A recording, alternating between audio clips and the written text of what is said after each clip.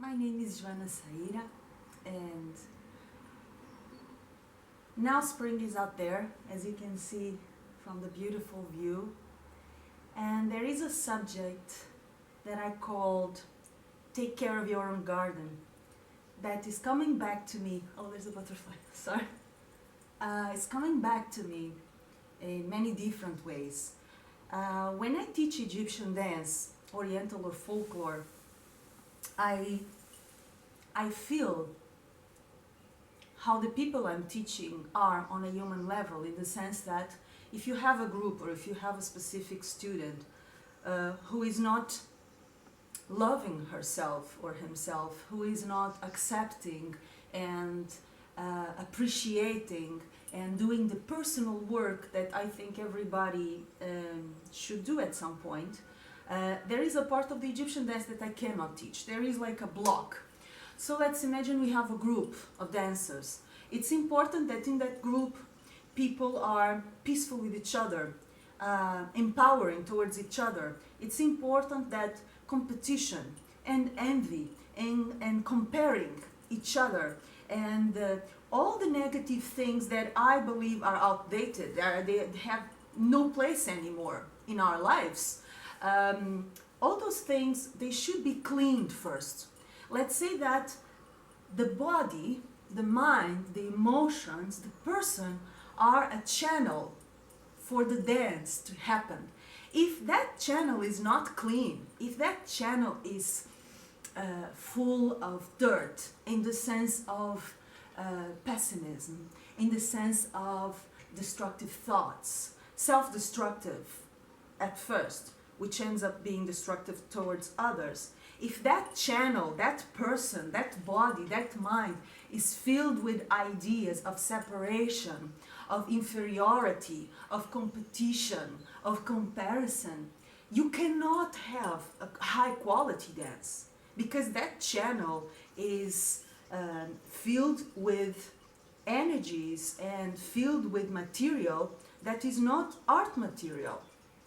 It is the opposite of art. It's involution, it's not evolution, and art is supposed to make us develop, to make us grow.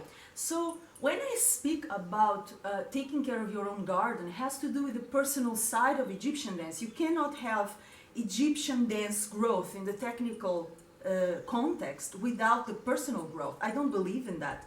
Of course, many will disagree with me, and they are free to do so. But according to my experience in my years of career in Egypt, my years of career around the world, this is what I've observed from Egyptian culture and from the many cultures I've had contact with. Egyptian dance is, at a great extent, a personal matter.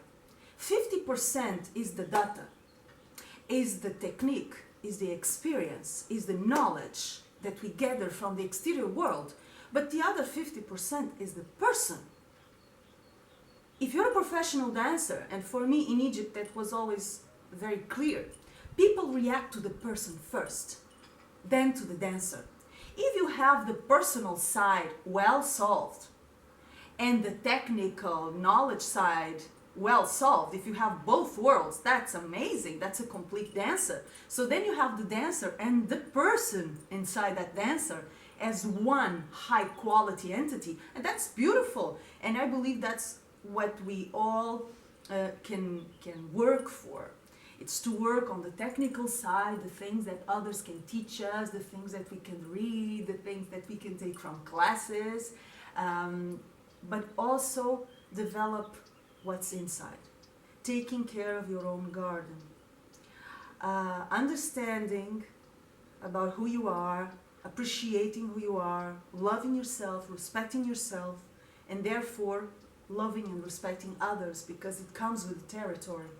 When you love yourself and respect yourself and appreciate who you are and your uniqueness, you do the same towards other people. So your relationships in class, in a dance class, and in your life, they change completely. So I would like you to think about that, about the dance path, not only as a technical journey, but as a personal journey of growth and expansion and self-love. Remember that the material you use in your dance, the life you use to feel each one of your movements, it's you. It's about who you are. If who you are is not a beautiful landscape, or at least you don't see it, your dance will reflect that. Make sure the material you are using, which is you, is positive and truthful to the best version of yourself. Remember, Egyptian dance is an X-ray. Everything you are inside comes out. Of course, we can use masks.